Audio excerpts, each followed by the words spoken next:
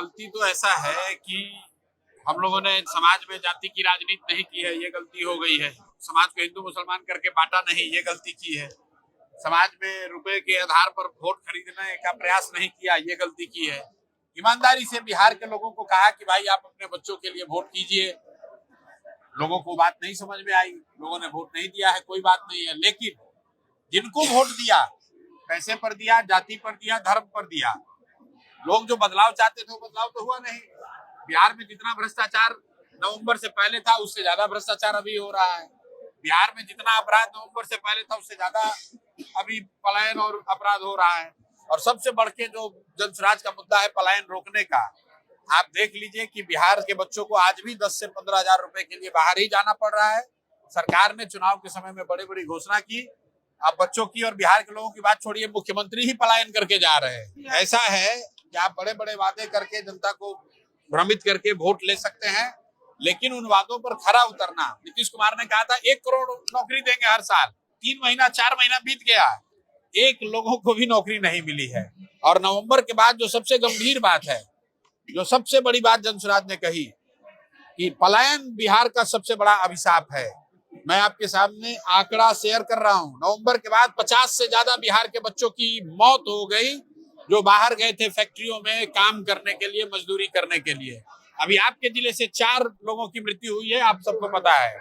4 लोग होली के दिन, जब पूरा देश होली खेल रहा था, जब अमित शाह क्रिकेट मैच देख रहे थे, उस समय 1000 रुपये, महज 1000 रुपये के लिए ये बच्चे, बिहार के युवा, गैस वाला टैंक साफ करने गए और वहां 4 लोगों की मौत हुई है। क्या मुख्यमंत्री ने उस पर बयान दिया? अरबा और उसना की चिंता करने का दावा करने वाले मोदी जी ने उस पर बयान दिया? क्या अमित शाह ने कुछ बोला? पासवान समाज की राजनीति करने वाले चिराग पासवान जो मंत्री बन के बैठे हुए, उन्होंने कुछ बोला?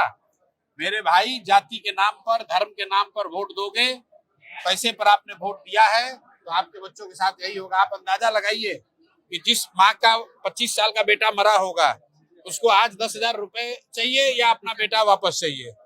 जिस पत्नी का पति मर गया, उसको 10,000 रुपया चाहिए कि उसको अपना पति वापस चाहिए? यही बात तो जनसुराज समझा रहा था, तब लोगों को समझ में नहीं आया। अब लोग त्राई त्राई कर रहे हैं।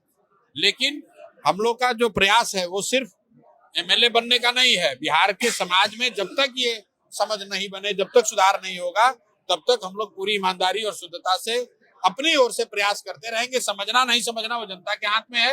अगर जनता समझेगी तो उनके और उनके बच्चों का जीवन सुधरेगा, और अगर नहीं सुधरेंगे तो भैया जो अभी हो रहा हो आप देख लीजिए। जनसुराज ने कहा था कि नेता का बच्चा नेता बनेगा और आपका बच्चा मजदूर बनेगा। आज नीतीश कुमार छोड़कर जा रहे हैं पद, तो भी उनका बच्चा नेता बनेगा। नेता अपने बच्चे के लिए उन्होंने राज सिंहासन की व्यवस्था की है, और बिहार के बच्चों के लिए गुजरात में, कोयम्बटूर में, पंजाब में, हरियाणा में मजदूरी की व्यवस्था की है।